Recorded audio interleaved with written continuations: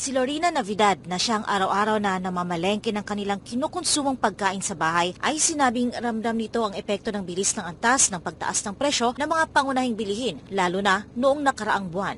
Ramdam ko po sa sobrang mahal nung August na yun, hanggang ngayon patas ng pataas po yan, hindi na bumababa. Dati kasi ang 100 marami na nabibili, yung 100 konti na lang, hindi nakakasya. Sobra talagang kami sa sobrang mahal. Kaya naman, maingat at naging mas wais na rin si Aling Lorena sa pagbabudget, particular sa gastos sa pagkain. Yung ginagawa ko sa budget ko, halimbawa sa budget ko kasi araw-araw 300, ay inahati ko yun sa umaga, tanghali, at gabi. Gayon din si Aileen Llerena na isang minimum wage earner ay ramdam din ang estado ng presyo ng basic commodities. Sa bigas pa lang, di ba, ang laki talaga ng tinaas ng bigas. Tapos yung mga gulay ngayon, ang sobrang taas, isda. Siyempre kukulangin talaga yung budget mo, lalo na minimum wage lang. Si Linda Sebol naman na may-ari ng isang karinderya ay apektado rin ang budget sa pamimili para sa mga sangkap sa pagluluto. Ramdam namin ang pagtaas talaga ng mga bilihin, lalo na may tinayo kaming karinderya.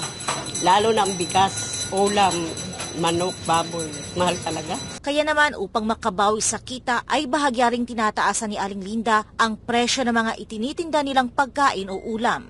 Sa kabila ng kinakaharap na isyu sa inflation, ay nagpahayag pa rin ng tiwala ang mga consumer na ito na kayang tugunan ng pamahalaan ang naturang suliranin. Ang idinaig na ito ng mga mamimili o consumer ay may kaugnayan sa inflation report ng Philippine Statistics Authority o PSA nito Martes, 5 ng Setyembre. Sa isang press conference sa Quezon City, iniulat ni National Statistician and Civil Registrar General PSA Undersecretary Dennis Mapa na bumilis ang inflation o antas ng pagtaas ng pangunahing bilihin at serbisyo noong Agosto ngayong taon. Saad ni Mapa, bumilis sa antas na 5.3% ang headline inflation noong nakaraang buwan, mas mataas ito sa 4.7% inflation rate na naitala noong Hulyo ngayong taon. Ibinahagi ni Mapa na ang pangunahing dahilan ng mas mataas na antas ng inflation nitong Agosto ay ang mas mabilis sa pagtaas ng presyo ng food and non-alcoholic beverages. Ito ay may 8.1% inflation at 60.5% share sa pagtaas ng pangkalahatang inflation sa bansa. Ang nag-ambag ng malaki sa pagtaas ng inflation ng food and non-alcoholic beverages ay ang mas mabilis na pagtaas ng presyo ng mga sumusunod: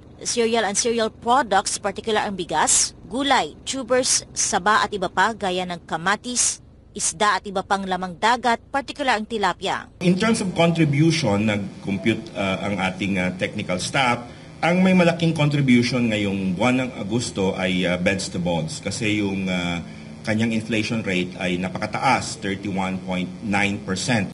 Pangalawa yung bigas, no? Yung kanyang inflation rate as mentioned kanina ay nasa 8.7%. Ang naturang rate ng price increases, lalo na sa vegetable supplies, ay dalaan niya sa epekto ng mga nagdaang bagyo. Yung vegetables in particular, kasi nakikita naman natin yan in the past pag may mga typhoons tayo, bumababa yung ating supply, no, ng vegetables. So nagkakaroon tayo ng temporary na shock doon sa price of vegetables.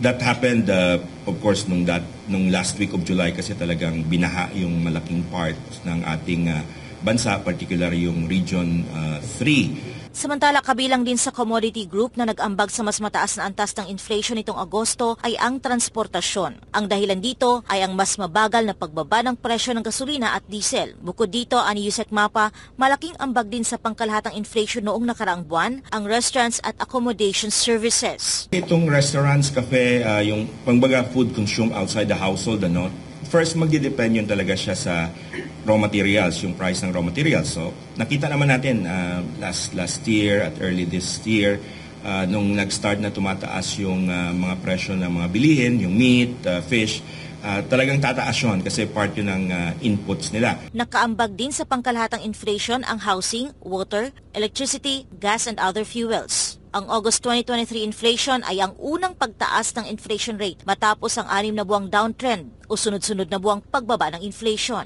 Una nang nagpahayag ang pamahalaan na tuloy-tuloy ang pagtutok at pagtugon nito sa isyu ng inflation sa bansa. Kung matatandaan, nilagdaan ni Pangulong Ferdinand Marcos Jr. noong May 26, 2023 ang Executive Order No. 28 na lumikha ng Interagency Committee on Inflation and Market Outlook na nagpapahusay sa koordinasyon at pagkilos ng mga ahensya ng gobyerno sa pamamahala ng inflation at pagpapagaan sa mga epekto ng pagtaas ng presyo ng mga bilihin sa mamamayang Pilipino.